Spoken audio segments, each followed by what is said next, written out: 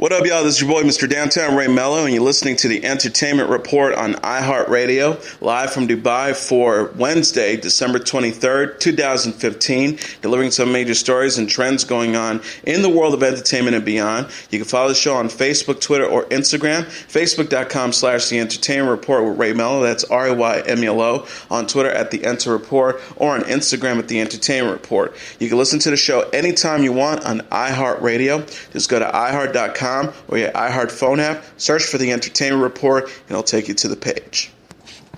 The HBO hit fantasy drama Game of Thrones will be undergoing some changes next season following fan backlash over a controversial rape scene involving Sansa Stark, played by Sophie Turner.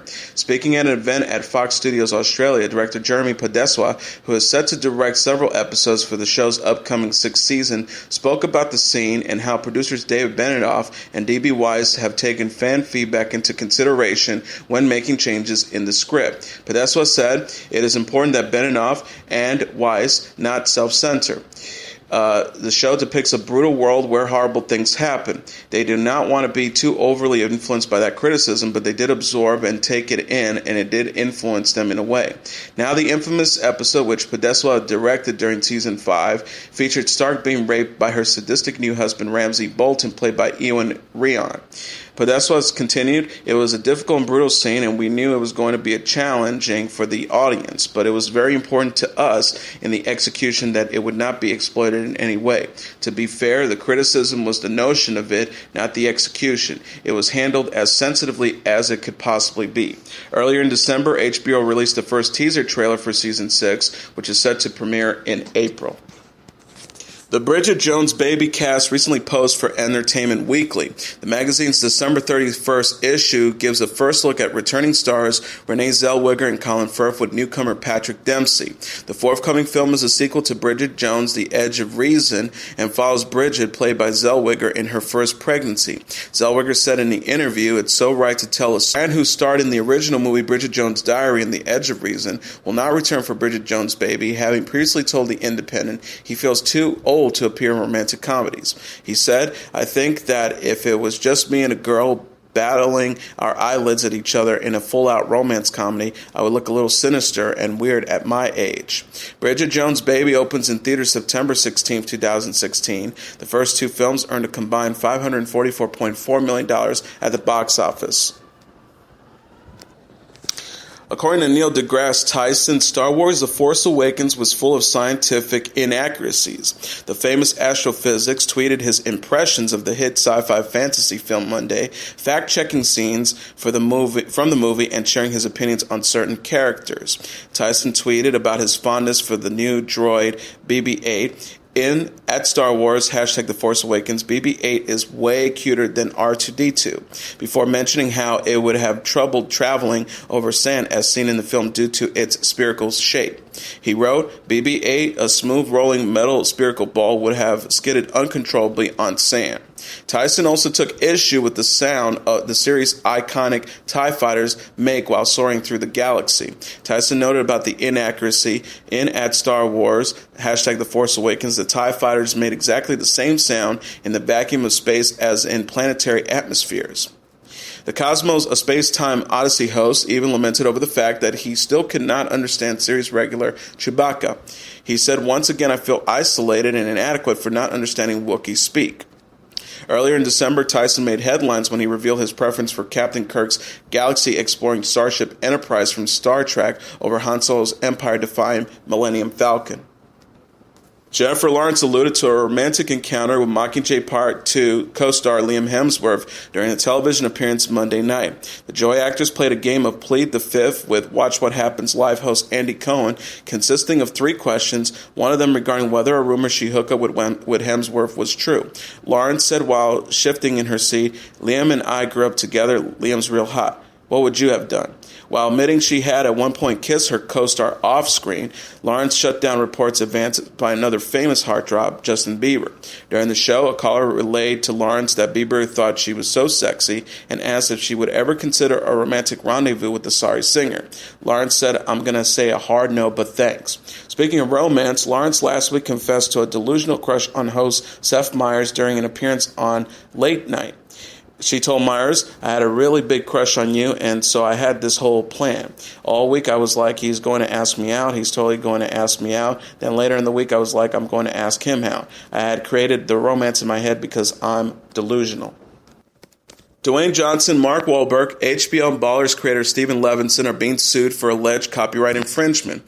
Two writers, Everett Silas and Sherry Littleton, claim in a suit filed in California Thursday. The concept of the recent renewed HBO show was snatched by the Mayhem production company from negotiations over a series they work on called Off Season.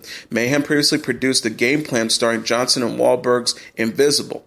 Silas and Littleton says in documents obtained by Deadline, Ballers, quote, borrowed heavily from the materials and certain aesthetic elements from Off-Season. Such elements, they say, include physical appearance of the characters and their vehicles, plots, scenes, as well as storylines are virtually identical to the materials that the defendants had access to. The case reportedly includes screenshots and important scenes from the off-season trailer, which was also supposed to star Wahlberg and Johnson, compared to shots from Ballers. Negotiations fell through between the writers and producers around 2008 and 2009. In a brief statement to Deadline, HBO expressed confidence the case has no merit.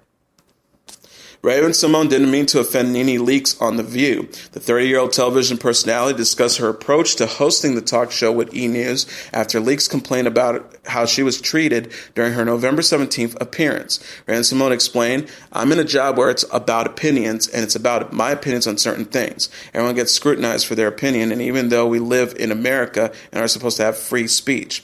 She also added, by saying, I think the best way that I can handle it is say my piece, stand behind my truth, and move on myself. I feel sad for Nene. I don't understand what happened, but that's her right if she feels that way. Just like our opinion, that's her opinion. Sorry, girl, my bad. Leakes claimed the View co-hosts were not kind on the December 6th episode of Watch What Happens Live. Whoopi Goldberg invited the star to make another appearance after her complaints, saying, come back another day and try again.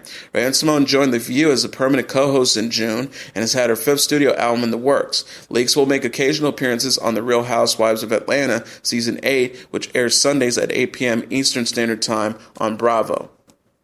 Johnny Depp has been named the most overpaid actor of 2015. The 52-year-old star topped the annual Forbes list, which is based on the performance of actors' last three films prior to June. Depp appeared in such flops as Mordecai, returning only $1.20 at the box office for every $1 he was paid. Depp was followed by Two Guns star Denzel Washington, who returned $6.50 for every $1, Anchorman 2 star Will Ferrell, who returned $6.80, Run All Night star Liam Neeson, who returned $7.20, and Focus star Will Smith, who returned $8.60. Depp told Details of studio expectations last year, it's like being a dog at the track. They expect you to live up to some race you happen to be in and won accidentally. From that first second, you're nothing more than a commodity. He also added they have expectations of another Pirates of the Caribbean. He said of the $3.7 billion grossing franchise, it's great if something works. Boy, that's killer. But God, to have that as your design, it's ugly, I think. Depp last appeared in Black Mass and slated for sequels Alice Through the Looking Glass and Pirates of the Caribbean, Dead Men Tell No Tales. The actor will also star in Yoga Hosers with Kevin Smith and daughter Lily Rose Depp.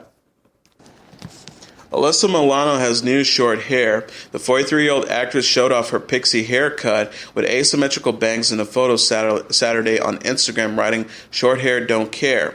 She added to another picture, my glam squad, but most importantly, my sweet friends. I love you, at Scott Patrick and at Lynn Hare. The star posted the snapshots on her 43rd birthday. Milano's new cut brought to mind the close-crop look she wore on Charm in the early 2000s. The actress played Phoebe Halliwell on the WB series, which co-starred Shannon Doherty and Holly Marie Combs, and had an 8-season run from 1998 to 2006. She tweeted in 2013 about rumors of a reboot surface. I would definitely do a #Charm movie. The thing about them doing a #Charm reboot is it feels like yesterday. It feels too close. Milano has since starred as Savannah Savi Davis on ABC drama Mistress, but departed the series after season 2 to focus on her family. She and husband David Bulgari married in 2009 and share 4-year-old son Milo and 15-month-old Isabella. She explained in October 2014, I have 2 babies under 4. Being a mother and wife comes first, and I just cannot uproot my children and separate the family by moving away to film. I will miss the job desperately and wish everyone the absolute best. Legendary producer David Foster broke his silence on his divorce from Yolanda Foster on Tuesday, saying speculations about the split has been hurtful. The 66-year-old Canadian musician discussed the 51-year-old American reality star in a statement to Us Weekly 3 weeks after announcing their intent to divorce. Foster said, over the past few weeks, a great deal of inaccurate or baseless information has been reported, claiming to represent my thoughts and feelings. It is painful to watch this happen repeatedly, especially when trying to cope with the personal nature of the challenges surrounding the breakup of our lovely marriage. The Fosters were together 9 years and wed in November 2011. The reality star later told Watch What Happens Live her chronic Lyme disease put a strain on their marriage, although some have suggested she's faking the illness. Foster also said, I have always had and continue to have the utmost respect and love for Yolanda, which is why it's so frustrating to see headlines questioning her chronic debilitating illness. I have been by Yolanda's side over the past 4 years to the best of my ability as she battled with the complexities of her Lyme disease. Yolanda Foster has since moved out of the couple's home, although sources told TMZ that David Foster is continuing to pay for her Lyme disease treatment. She's reportedly leaning on her 3 children by her first husband, Mohammed Hadid, Anwar Bella, and Gigi Hadid amid the split, 2 of whom, Anwar and Bella, also have chronic Lyme disease. David Foster last released a compilation album, The Many Sides of David Foster, May, and made occasional appearances on Yolanda Foster's reality show, The Real Housewives of Beverly Hills. The Bravo series airs Tuesday at 9 p.m. Eastern Standard Time. Khloe Kardashian considers estranged husband Lamar Odom her soulmate. The 31-year-old reality star discussed the 36-year-old former NBA player on Sunday's episode of Keeping Up with the Kardashians. The episode was filmed in late August, almost 2 months prior to Odom's hospitalization. Kardashian declared, I do love Lamar. That's never been a question of we love each other, but Lamar is all talk and no action. For 2 years, I've wanted Lamar to try. For 2 years, I've wanted Lamar to show me some effort, but nothing ever changes. She shared, it definitely makes me sad because I still believe he is my soulmate, but sometimes we lose our soulmates and that's okay. Kardashian said as much in response to an interview Odom gave in In Touch Weekly in August. The former basketball player spoke to the magazine after news reported he confronted the reality star outside her SoulCycle gym. He said, a misunderstanding between me and my wife became public. It's her fault. That woman is my wife. She's my soulmate. I can't control it. We're never part. I would never consider myself serious with another woman. Kardashian called off her divorce to Odom after his initial hospitalization in October, but later clarified they aren't romantically involved. She's presently dating Houston Rockets shooting guard James Harden, who is reportedly really supportive of her situation with Odom. Kensington Palace released Prince Harry's Christmas card for the year Tuesday. The black and white photo featured the Prince, 31, linked with British veteran Tom Neal during his September visit to Battle of Britain commemorations in West Sussex. Kensington Palace wrote alongside the snapshot on Instagram, Merry Christmas from Prince Harry. He has chosen this photograph with Battle of Britain veteran Tom Neal for his Christmas card. Prince Harry considers it a great honor to meet Tom during the Battle of Britain fly past in September. It was one of his most memorable moments of 2015. The royal spent his 31st birthday on September 15th touring World War II-era aircraft and meeting veterans such as Neal, and reportedly gave up his spot on a vintage double-seated Spitfire aircraft to allow the last surviving RAF ace to take part in the flight. The photo comes shortly after family members Prince William and Kate Middleton released their family Christmas photo shot by photographer Chris Jeff, featuring Princess Charlotte and Prince George. The portrait was reportedly taken in the garden at Kensington Palace in October. Jeff said in a statement released by the palace, I thoroughly enjoy photographing a very lovely family, although you have to be sharp as you don't have long when there are 2 young children involved. Sarah Palin impersonated her own famous impersonator Tina Fey in a new spoof of Fey's television series 30 Rock. In the parody trailer for 31 Rock, uploaded by the Independent Journal Monday, Palin plays Lynn Mellon, based on Fey's Liz Mellon character, a TV writer who attempts to round up her distracted team and launch a hit show. Featuring cameos from .com's Kevin Brown, Senator Lindsey Graham, and Senator John McCain, the clip shows Palin's character consistently frustrated over her safe space, the lack of snowflakes on a Starbucks cup, her team of nerds who settle down when she critiques Star Wars' impact on cinema, and more. Sean Hayes shared a new Christmas-themed lip-sync video Tuesday. The video sees the 45-year-old actor indulge in a holiday desserts before giving a sugar-fueled performance to Jingle Bells while dressed as an elf. Hayes' husband, Scott Eisnogel, also makes an appearance. The star captioned the couple's Christmas card on Twitter, "Happy Holidays, everyone," at Scott Eisnogel, hashtag #SSLipSync, hashtag Jingle Bells, hashtag Oh What Fun, hashtag Layoff Sweets.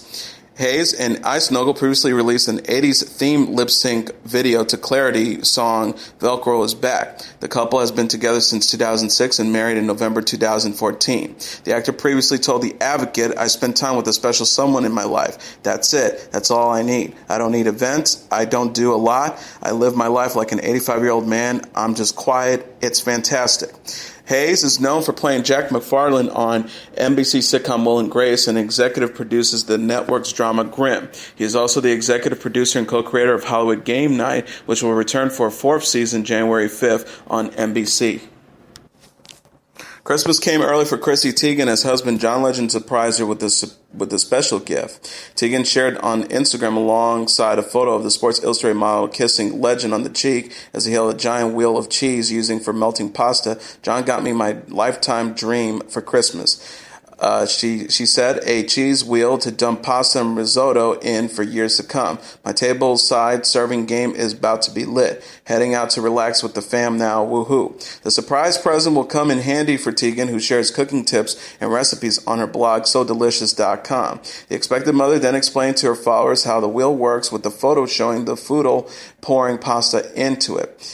She wrote, "If you haven't seen one of these wheels in action, oh man, it's a thing of beauty. Hot pasta is tossed around, gently melting the cheese and plate right at your table. It makes me emotional." Teigen and Legend have been together since 2007 and married in 2013. The couple announced they are expecting their first child together in October and recently shared Teigen's baby bump in November.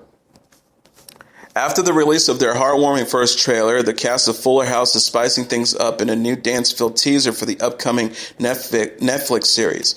Full House series regulars Candace Cameron Bure, who plays DJ, Jodie Sweetin, who plays Stephanie Tanner, and Adriana Barber, who plays Kimmy Gibbler, get down in a new clip trying their best to nail all the moves from Salento's 2015 chart topper hit, Watch Me, Whip Nene. Sweetin steals the show, displaying the smoothest moves in the short teaser before she teams up with her on-screen sister Cameron Burke to face off against Barber.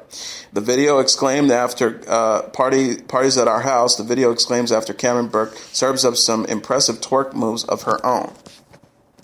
Fuller House, a sequel series to the popular 90s sitcom Full House, will focus on DJ, who is a widow and pregnant with her first child. The character raises her sons with the help of her sister Stephanie and best friend Kimmy, along with returning characters Uncle Jesse, played by John Stamos, Uncle Joy, played by Dave Coulier, Father Danny Tanner, played by Bob Saget, and Aunt Becky, played by Lori Loughlin. Fuller House premieres on Netflix February 26. Filmmaker Quentin Tarantino got his start on the Hollywood Walk of Fame just days before his new movie The Hateful Eight opens in theaters. At a prime location in front of one of the marquees at the historic Chinese Theater, Tarantino got to stand over his star, free of any threatened police union boycotts. Samuel L. Jackson, star of many Tarantino movies, introduced the writer-director as an artist without heavy hands. He's all about making films that make you happy. Quentin is all about the business of movies as entertainment. He also added by saying there aren't a lot of people in this business who still look at filmmaking the way Quentin does and the purity of what it is and what it should be and what it means to you people who pay your money to watch the film. Some police unions in New York, Philadelphia, and Los Angeles were angered by Tarantino's remarks at an October protest against police brutality in New York, where he said police officers who shoot unarmed civilians are murderers, but threatened boycotts or protests of the filmmakers didn't materialize. He took a group photo with many of the actors from his new film instead. Country star Brantley Gilbert recently gave $10.5 million for the Toys for Tots Foundation. The singer partnered with Benton Inc., a children's product manufacturer, to help the U.S. Marine Corps Reserve-run nonprofit provide toys for kids whose parents can't afford gifts. Gilbert said in a statement, "Growing up in rural Georgia, I know that sometimes Christmas isn't a time of joy for some kids, and our contribution might be all they receive this year, so I really want our donation to matter. Whether a kid is into Barbies or Star Wars, I hope we've given a bit of fun and inspiration." Benson CEO Ben Ferguson added, "The holidays are a tough period of time for many families, and we are able to bring a little happiness to a child with a gift which they may not have been otherwise given, then that's a success. We cannot be more excited to partner with Brantley Gilbert on this donation." Gilbert and Benton's contribution is probably the largest single donation in Toys for Tots history. The singer is also known for supporting veteran charities, including the Wounded Warriors Rolling Odyssey program and Folds for Honor. Gilbert last released Just As I Am in May 2014, which debuted at number 2 on the Billboard 200 albums charts and included the singles Bottoms Up and One Hell of an Amen. The singer will kick off his Blackout Tour January 28 in Sassanage, Michigan. The surviving members of Stone Temple Pilots reminisce on the talent of their late former colleague Scott Weiland in a video. In the clip titled Memories of Candles and Incest, bandmates Dean DeLeo, Robert DeLeo, and Eric Kretz listened to Atlanta inside a music studio, cutting all composition apart from Weiland's voice and an acoustic guitar. Introducing the video, Robert DeLeo discussed the reason why they chose the track to honor their late friend and longtime colleague who died on December 3rd of an accidental cocaine, ethanol, and MDA overdose. He said, "We chose this song because we feel it represents one of the times in our careers that Scott was truly at his best. When you hear this track, we hope to share the same feeling and spirit each of us had when recording it." The band said in a statement obtained by Billboard, "Together, let's honor Scott, Memories of Candles and Incest. Having the opportunity to listen to these tracks individually reveals the beauty of Scott's lyrical and melodic gift. This is one of the many musical moments we shared together. It is this way we like to remember Scott." Atlanta was recorded for the band's 1999 album number 4. Justin Bieber's latest album, Purpose, has officially sold over 1 million copies since dropping in November. After just 5 weeks, Billboard reports the record has sold 1.01 million copies so far and is Bieber's 5th studio album to reach the mark. Purpose joins Journals, Believe, Under the Mistletoe, and My World as the Canadian pop star's top albums. Purpose is just the 3rd album to have sold over 1 million copies in 2015, behind Adele's 25 and Drake's If You're Reading This, It's Too Late, Billboard notes. This week, the 21-year-old singer took to Twitter to celebrate his latest #1 single, Love Yourself, which reached the top spot on the United Kingdom's Big Top 40 list. The list's second most popular single is his Sorry. Both hits are accompanied by cleverly choreographed music videos involving skilled dancers, but no Bieber. Bieber wrote on Twitter after Love Yourself was announced as #1, tagging songwriter, co-writer Ed Sheeran, "Merry Christmas, boys, we did it. Christmas #1. Lil Wayne is being sued once more, and this time by his former legal representative, Michael Kramer. The rapper, born Dwayne Michael Carter, is accused of failing to pay $375,239 in legal bills from a lawsuit between himself and Cash Money Records in 2013. Carter was billed regularly between November 2014 and October 2015 to no avail. XXL reports. The lawsuit states Kramer made numerous attempts to resolve the dispute amicably, but they were not effective. In November, valuables from the No Ceilings 2 rapper's Miami estate were seized by authorities over another lawsuit filed by jet leasing company Signature Group. Wayne failed to pay the company an initially agreed upon amount and was ordered to pay $200,000 in legal fees as well, reports say. XXL adds Carter was ultimately ordered to pay $2 million to Signature Group, but was later sued by his attorneys from the Garbett, Allen, and Rosa firm for more unpaid fees. Amid the legal troubles, Carter has reportedly driven his finances to more charitable causes than his own debt. Through a partnership with Karen Civil, TrueFit, and Scholastic, the rapper reportedly donated about 500 brand new outfits from his clothing line to children in Haiti for the holidays. He is quoted as saying in the press release obtained by BET, "A lot of people tend to forget about those who are less fortunate during the holiday season. Now many understand how receiving just one item could bring so much joy to a child's life. I'm just grateful to be able to give back to Haiti in any way possible."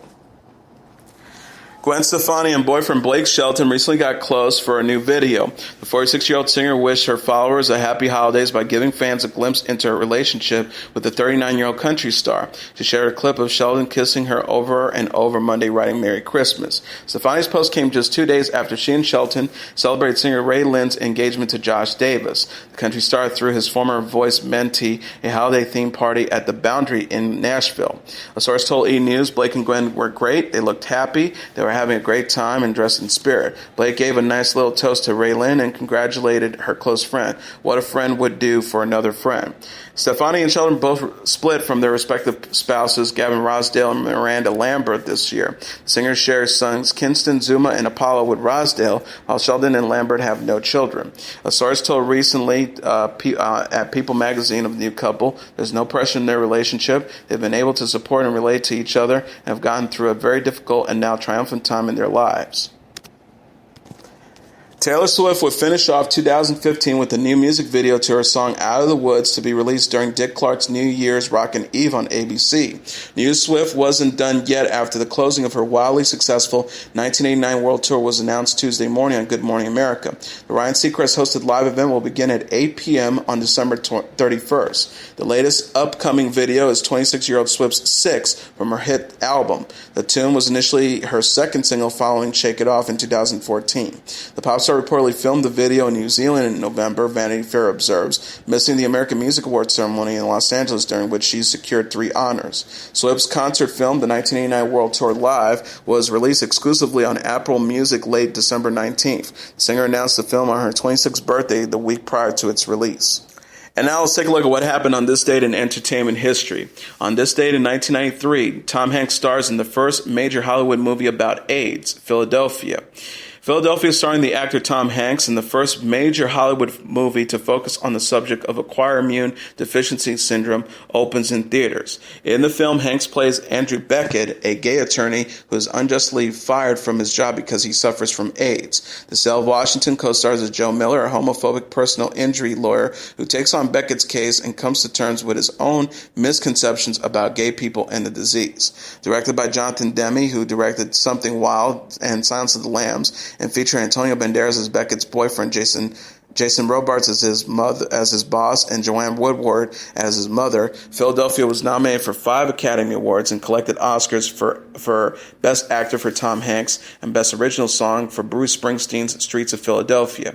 During his Academy Award acceptance speech, Hanks thanked his high school drama teacher and a fellow classmate, calling them 2 of the finest gay Americans, 2 wonderful men that I had the good fortune to be associated with, to fall under their inspiration at such a young age. Prior to Philadelphia, only a handful of smaller films, such as 1986's Parting Glances and 1990's Longtime Companion, had dealt with AIDS, which emerged as an epidemic in the early 1980s and was initially heavily stigmatized because it perceived as a disease of gay people and drug users. And that is your entertainment report for Wednesday, December 23rd, 2015. I'm your host, Mr. Downtown Ray Melo. I'll be back on Monday to deliver some major stories and trends going on in the world of entertainment and beyond. You can follow the show on Facebook, Twitter, or Instagram. Facebook.com/The Entertainment Report with Ray Melo. That's RAYMELO. On Twitter at The Enter Report, or on Instagram at The Entertainment Report. You can listen to this episode or any previous episodes of The Entertainment Report anytime you want on iHeartRadio. Just go to iHeart.com or your iHeart phone app, search for The Entertainment Report, and it'll take you to the page. Everybody, Merry Christmas, good night, and God bless you all.